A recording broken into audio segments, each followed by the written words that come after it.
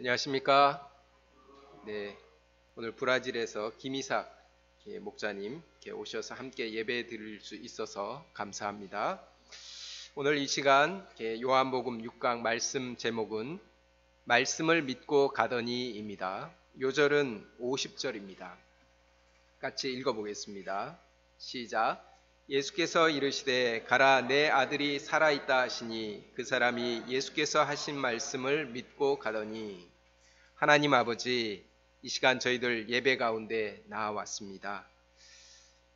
저희 심령 가운데 세미한 음성으로 말씀하여 주시고 또 지난 시간을 위로하시고 또 한 주간 새롭게 말씀의 힘을 더딥혀 주시옵고 또 방향 주시기를 기도합니다. 예수님 이름으로 기도했습니다. 아멘. 우리는 지난 시간에 사마리아 여자가 예수님을 그리스도로 영접하고 아버지께 참으로 예배하는 자가 되었음을 배웠습니다.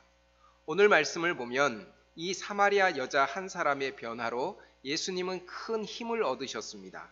그리고 만민 구원의 비전을 보시고 제자들을 구원 역사의 주역으로 세우시는 것을 볼 수 있습니다. 사도 요한은 이 사건을 기초로 우리가 표적이 아니라 예수님 말씀을 믿고 순종하는 자가 되어야 함을 강조합니다. 표적은 과학적으로 논리적으로 설명할 수 없는 초자연적인 현상입니다. 일반적으로 표적은 믿음에 도움이 되는 것 같습니다. 놀라운 기적을 보면 더 잘 믿을 수 있을 것 같습니다. 하지만 예수님은 믿음의 기초를 표적에 두는 것을 원치 않으셨습니다. 진정한 믿음의 기초는 하나님의 말씀입니다. 이 시간 말씀에 기초한 믿음을 배울 수 있기를 기도합니다. 제1장 우리가 믿는 것은 27절부터 42절입니다. 27절을 한번 같이 읽어보겠습니다. 시작.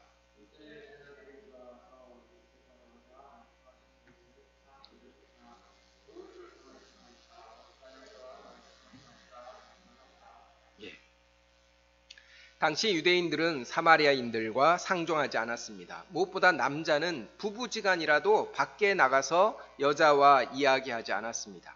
그런데도 예수님은 여자와 말씀을 나누고 계셨습니다. 제자들은 그것을 이상히 여겼습니다. 하지만 왜 여자와 말씀하시나이까? 감히 묻는 자가 없었습니다. 그 대화는 너무나 진지했습니다. 세상 사람의 어떤 편견도 방해할 수 없는 하나님과 죄인과의 거룩한 대화였기 때문입니다. 대화를 나누던 여자가 갑자기 벌떡 일어나서 물동이를 버려둔 채 동네로 뛰어들어갔습니다. 제자들이 물동이 하고 말해도 그냥 들은 채도 않고 그냥 가버렸습니다. 그는 사람들에게 외쳤습니다. 내가 행한 모든 일을 내게 말한 사람을 와서 보라. 이는 그리스도가 아니냐. 그녀는 자신의 부끄러운 과거를 동네 사람들 앞에서 공개적으로 발언했습니다. 그리스도를 만남으로 그의 부끄러운 죄 문제가 온전히 해결되었기 때문입니다. 그가 만약 예수님을 만나지 못했다면 평생 사람들의 눈치를 보면서 피해 다녔을 것입니다. 하지만 예수 그리스도 안에서 죄 문제가 해결되자 자유롭게 간증하면서 전도했습니다. 사마리아의 사도 바울, 사폴린이 되었습니다. 우리에게도 부끄러운 과거가 있습니다. 죄 문제, 또 허물과 약점, 말하고 싶지 않은 상처들이 있습니다.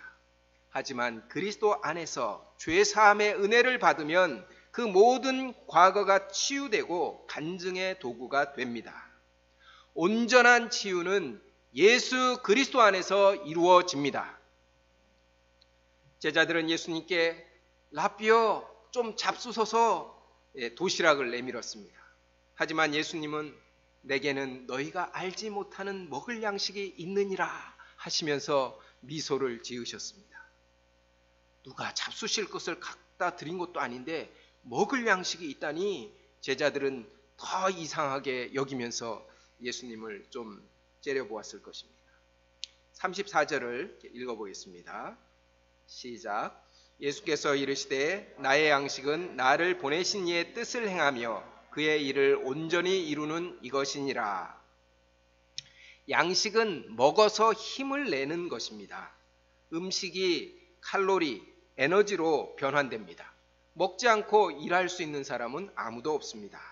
나의 양식은 나를 보내신 이의 뜻을 행하며 그의 일을 온전히 이루는 이것이니라.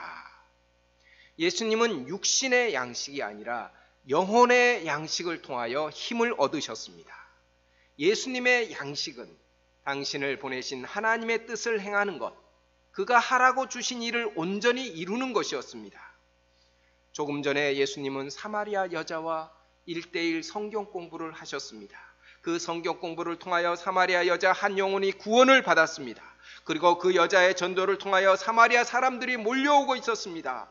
예수님은 그들을 영접하고 하나님의 자녀로 회복하실 기대감으로 가득하셨습니다. 정말 안 먹어도 배가 부르셨습니다.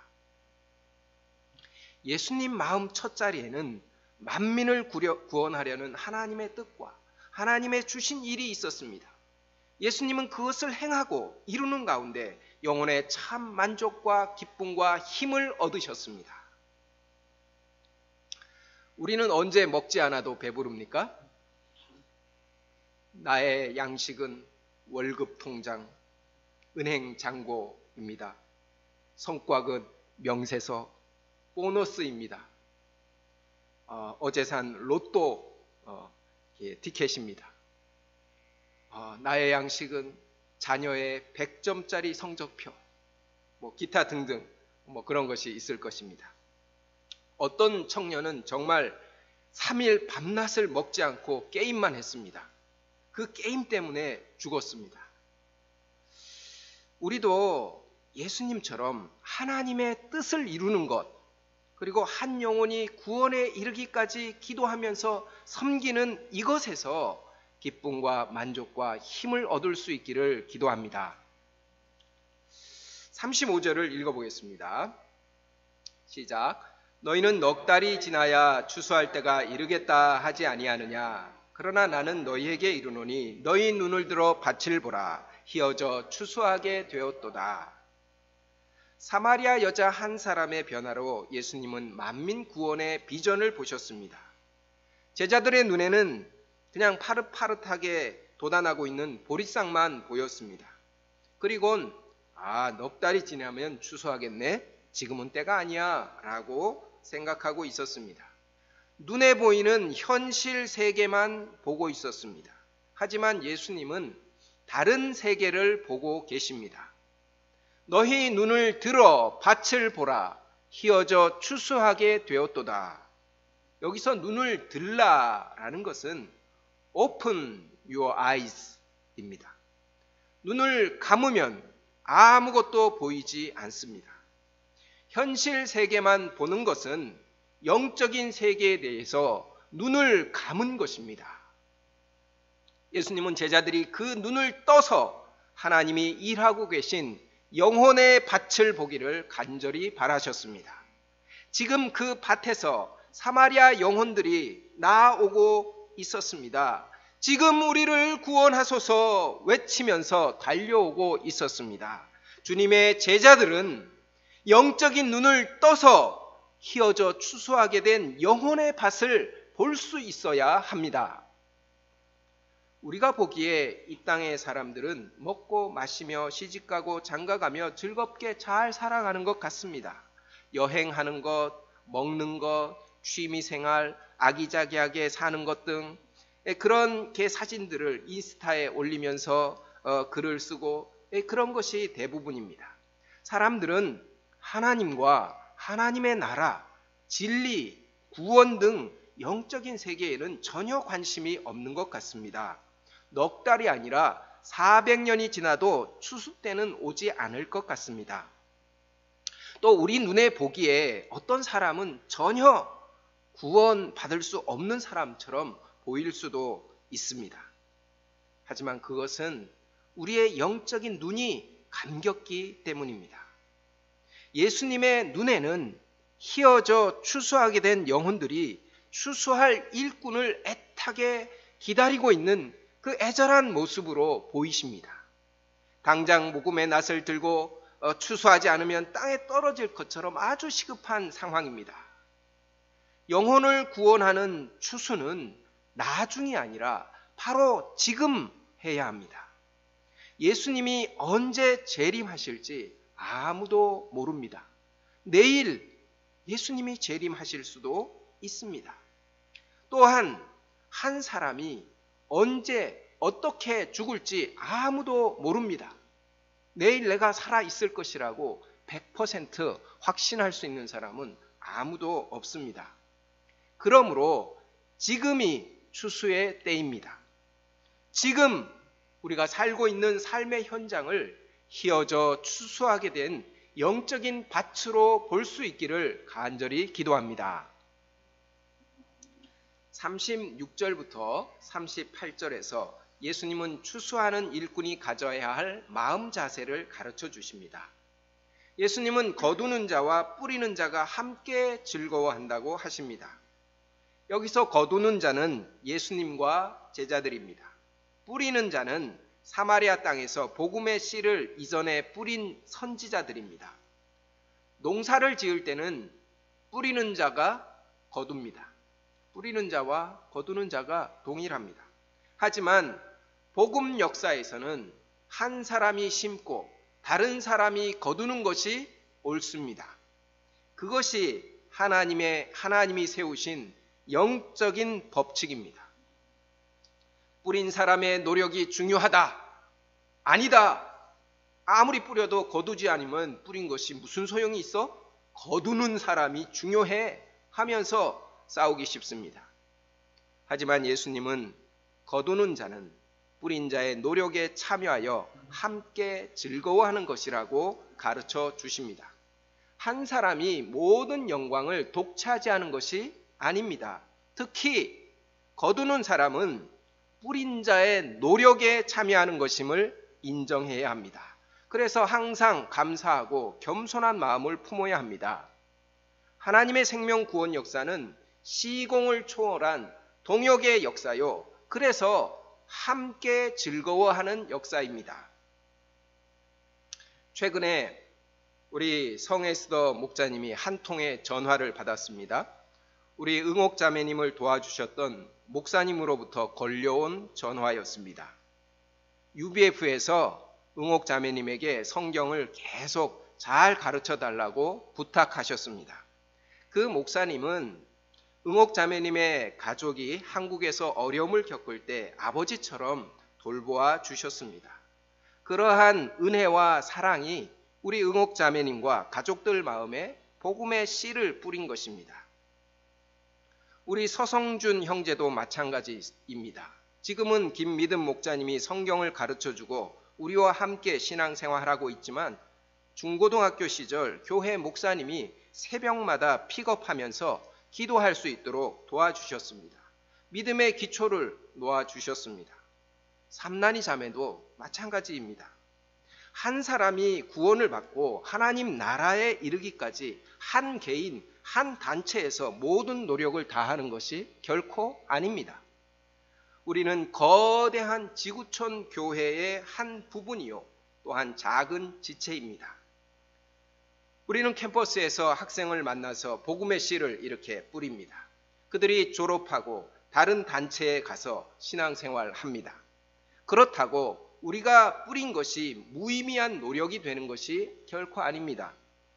뿌리는 자는 뿌리는 자대로, 또 거두는 자는 거두는 자대로 하나님 앞에서 각자가 노력한 것에 상을 받을 것입니다.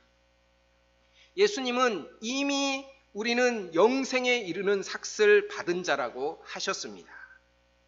우리는 뿌리는 자가 되든 거두는 자가 되든 한 생명이 구원에 이르도록 쓰임을 받는 자체를 함께 즐거워할 수 있기를 기도합니다. 39절을 보십시오. 사마리아 여자의 간증으로 많은 사마리인이 나와서 예수님을 믿었습니다. 그들은 예수님께 함께 좀 더 머물러 달라고 요청했습니다.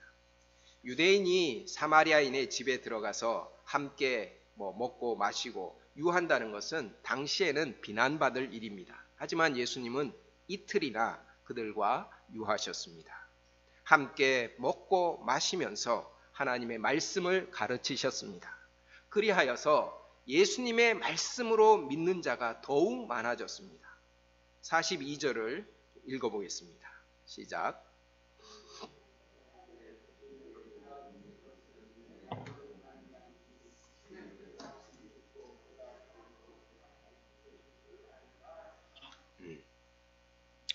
처음에 그들은 사마리아 여자의 간증으로 예수님을 믿었습니다. 하지만 이제는 예수님의 말씀을 직접 듣고 세상에 구주신 것을 인격적으로 알았습니다. 예수님께 대한 개인 신앙이 생긴 것입니다. 우리도 처음에는 누구의 말을 듣고 예수님을 믿을 수 있습니다. 부모님의 말, 또 목자의 말, 친구의 말을 듣고 신앙생활을 시작합니다. 하지만 거기에만 머물러 있어서는 안 됩니다. 예수님의 말씀을 친히 듣고 누구도 개입할 수 없는 인격적인 믿음에 이르러야 합니다. 때로 우리를 인도해 주었던 그 사람이 사라질 수도 있습니다. 선교사로 나갈 수도 있고 다른 단체로 갈 수도 있고 또 어떤 경우는 나를 인도해 준 그분이 믿음을 잃고 세상으로 가는 경우도 생길 수 있습니다. 교회에서 지도자들이 막 이렇게 서로 싸워서 내 마음에 실망이 될 수도 있습니다. 그러할 때 예수님과 나와의 개인 신앙이 없는 사람은 막 이렇게 흔들릴 수 있습니다. 우리는 사람이 아니라 예수님과의 인격적인 관계 속에서 믿음을 지키는 자가 되기를 기도합니다. 제2장 말씀을 믿고 가더니 43절부터 57절입니다. 43절과 44절을 보십시오. 예수님은 사마리아에서 은혜로운 말씀 역사를 섬기셨습니다. 그 후에 고향인 갈릴리로 가고자 하셨습니다. 그런데 선지자가 고향에서는 높임을 받지 못한다라는 부정적인 말씀을 하셨습니다. 사마리아에서는 먹지도 않고 배부를 정도로 기분이 좋았습니다. 하지만 고향으로 가실 때에는 발걸음이 가볍지 않았습니다. 선입견과 고정관념에 사로잡힌 사람들은 믿음에 이르기가 어렵습니다. 예수님은 이를 잘 아십니다. 45절부터 49절을 보십시오. 예상과 달리 갈릴리 사람들은 예수님을 기쁘게 영접했습니다. 명절에 예루살렘에서 행하신 모든 일을 보았기 때문입니다. 하지만 예수님은 여전히 시큰둥하신 것 같습니다. 예수님은 전에 물로 포도주를 만드셨던 갈릴리 가나로 가셨습니다. 그때 왕의 신하 한 사람이 예수님이 유대로부터 갈릴리에 오셨다는 소식을 듣고 가버나움에서 한 걸음에 달려왔습니다. 그는 절박한 마음으로 간청했습니다. 내려오셔서 내 아들의 병을 고쳐주소서. 주여, 내 아들이 죽기 전에 내려오소서. 그의 아들은 정말 죽기 일보 직전에 위급한 상태였습니다. 48절을 보십시오. 예수께서 이르시되 너희는 표적과 기사를 보지 못하면 도무지 믿지 아니하리라. 예수님은 왕의 신하를 따라가서 그의 아들을 고쳐주려고 하지 않으셨습니다. 오히려 갈릴리 사람들의 표적 신앙을 고쳐주고자 하셨습니다. 50절을 같이 읽어보겠습니다. 시작. 예수께서 이르시되 가라, 내 아들이 살아있다 하시니 그 사람이 예수께서 하신 말씀을 믿고 가더니, 예수님은 왕의 신하에게 가라, 내 아들이 살아있다 하셨습니다. 단지 이 말씀만 하셨습니다. 눈에 보이는 아무것도 주지 않으셨습니다. 그래서 이 왕의 신하가 손수건이라도 좀 주시든지 부적이라도 써주시든지 눈에 보이는 어떤 것이라도 좀 주세요, 이렇게 요구하지 않았습니다. 놀랍게도 그 사람은 예수께서 하신 말씀을 믿고 갔습니다. 와, 어떻게 이렇게 할 수 있을까요?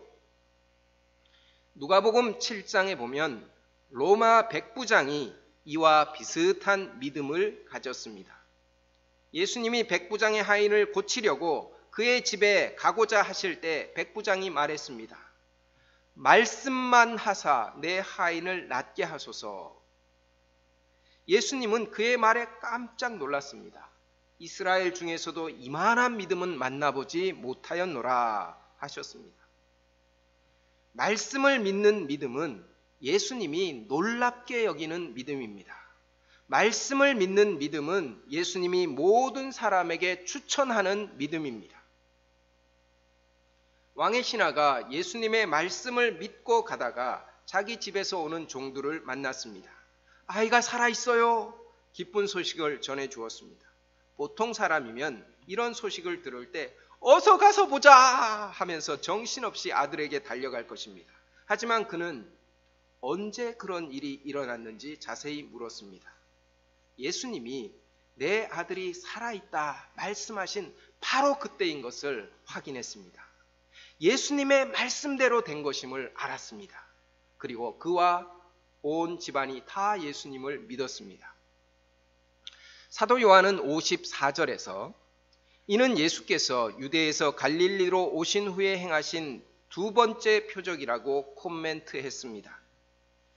가나 혼인잔치에서 물을 포도주로 변화시킨 첫 번째 표적과 지금 이 두 번째 표적의 공통점이 무엇입니까?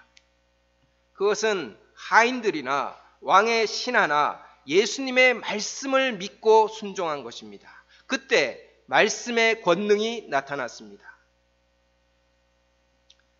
출애굽한 이스라엘 백성을 생각해 보십시오. 그들은 정말 엄청난 표적들을 많이 보았습니다. 10가지 표적을 보았습니다. 6월절날 이집트 사람들의 장자가 모두 죽어나가는 그런 무서운 표적도 보았습니다. 홍해가 갈라지고 그 가운데를 육지같이 걸어갔습니다. 양옆에 펼쳐진 수족관을 역사상 처음으로 보았습니다. 여리고가 무너져 내리는 것을 보았습니다. 그들은 놀라운 표적을 보고 또 보았습니다. 하지만 참된 믿음에는 이르지 못했습니다. 하나님을 버리고 우상 숭배하다가 멸망했습니다. 표적이 참된 믿음의 기초가 되지 못합니다. 죽은 자가 살아 돌아온다 해도 참된 믿음에 이를 수 없습니다. 컴퓨터 기억 장치 중에 RAM이라는 것이 있습니다. RAM. RAM은 Random Access Memory입니다. 우리가 8기가, 16기가, 32기가 등 이 램이 크면 클수록 작업 속도가 빨라집니다. 컴퓨터의 전원을 딱 켜서 작업을 수행할 때 데이터를 가져와서 그 램이 기억하고 작업을 원활하게 수행합니다. 그러나 전원을 딱 꺼버리면 램에 가져왔던 모든 데이터들은 다 사라집니다. 표적신앙은 램과 비슷한 것 같습니다. 표적이 희미해지면 믿음도 사라집니다. 지금 있는 것 같지만 사실은 사라지고 또 있었다가 없었다가 그렇게 반복합니다. 램에 가져온 데이터는 믿음이 아닙니다. 이에 비해서 롬이라는 것이 있어요. 롬이라는 기억 장치가 있는데 ROM, Read Only Memory입니다. 이것은 전원을 꺼도 기억된 데이터가 사라지지 않습니다. 컴퓨터를 동작시키는 바이오스 데이터를 이곳에서 기억하고 있습니다. 참된 믿음은 롬과 같습니다. 없어지지 않습니다. 어떻게 우리가 없어지지 않는 롬 같은 참된 믿음에 이를 수 있을까요? 믿음이란 그 속성 자체가 보이지 않는 것을 믿는 것입니다. 히브리서 11장 1절과 3절은 말합니다. 믿음은 바라는 것들의 실상이요 보지 못하는 것들의 증언이니 믿음으로 모든 세계가 하나님의 말씀으로 지어진 줄을 우리가 아나니. 보이는 것을 믿는 것은 본질상 믿음이 아닙니다. 그것은 경험이요 또 그것은 과학입니다. 믿음은 보이지 않는 것, 아직 이루어지지 않는 것을 믿는 것입니다. 예수님은 첫 번째 표적과 두 번째 표적에서 말씀을 믿고 순종하는 것을 강조하셨습니다. 예수님의 말씀을 붙잡고 믿을 때 참된 믿음의 사람이 될 수 있습니다. 우리 UBF 공동체의 가장 큰 특징이자 장점은 성경 말씀을 믿는 신앙을 강조하는 것입니다. 우리는 신비한 체험하는 것을 권장하지 않습니다. 방언하는 사람을 부러워하지도 않습니다. 우리의 삶에도 표적이 나타나기는 합니다. 그것이 믿음의 진보에 도움을 주기도 합니다. 기도하는 가운데 병이 치료되는 기적이 나타납니다. 또 기도하면서 믿음으로 좋은 대학에 진학하고 성적이 잘 나오고 취업하고 결혼하고 기타 등등 정말 믿음의 승리의 표적이 우리 가운데 나타납니다. 하지만 그것이 지속적인 믿음의 동기는 되지 못합니다. 하나님을 믿음으로 합격했습니다 하고 막 좋아했는데 막상 이렇게 바빠지고 힘들어지면 내가 언제 그랬냐 하면서 막 불평하고 원망합니다. 믿음이 어디 간 것입니까? 너희는 표적과 기사를 보지 못하면 도무지 믿지 아니하리라. 이는 표적만 구하는 사람들에 대한 예수님의 탄식입니다. 우리는 표적이 아니라 예수님의 말씀, 하나님의 말씀을 믿고 순종하는 참된 믿음의 사람이 되기를 기도합니다. 이번 주에 우리 이은주 목사님 부친이 소천하셨습니다. 응급실로 가셨다가 중환자실로 옮겨졌는데 급작스럽게 소천하는 안타까운 일이 생겼습니다. 더욱 난처한 것은 그분이 코로나 확진 판정을 받으신 것입니다. 가족들은 밀접 접촉자로 격리에 들어가고 장례식도 제대로 치르지 못했습니다. 또 어머니마저 코로나 확진으로 병원에 입원하셨습니다. 너무나 슬프고 정말 어찌해야 할 바를 알 수 없는 정말 황당하고 황망한 그런 상황의 연속이었습니다. 당황할 수밖에 없고 또 울 수밖에 없었습니다. 그러나 바로 이런 때 우리 이은주 목사님은 예수님의 말씀을 붙잡았습니다. 내 말이 내가 믿으면 하나님의 영광을 보리라 하지 아니하였느냐. 예수님의 말씀을 붙잡고 또 붙잡았습니다. 그 말씀을 붙잡고 기도했습니다. 기도 부탁을 했습니다. 가족 중에서 우리 은주 목사님이 막내였지만 이 예수님의 말씀을 믿고 붙잡았을 때 오히려 가족들과 특히 어머니를 돕는 목자가 되었습니다. 이것이 참된 믿음입니다. 우리의 삶에는 표적과 같은 좋은 일이 생길 수도 있습니다. 또한 안타까운 일, 혼자서 감당할 수 없는 난처하고 막막한 일들도 많이 생깁니다.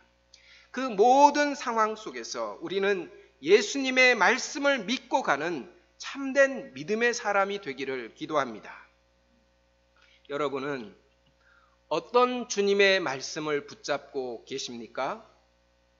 성경의 모든 말씀은 우리 주님의 말씀입니다. 예수님의 말씀을 붙잡고 함께 동행하는 저와 여러분이 되기를 기도합니다. 기도하겠습니다. 하나님 아버지, 말씀을 붙잡고 또 그 말씀을 믿고 순종하는 참된 믿음의 삶을 가르쳐 주셔서 감사합니다. 저희는 우리에게 놀라운 기적 또 표적이 이렇게 일어나야지 믿음에 이룰 수 있다고 생각하지만 주님은 표적을 보고 믿는 것을 기뻐하지 않으십니다. 하나님 아버지, 저희도 정말 어떤 상황 속에서도 예수님의 말씀을 붙잡고 믿고 또 주님과 동행하는 그런 삶을 살아갈 수 있도록 인도하여 주시옵소서. 예수님 이름으로 기도했습니다. 아멘.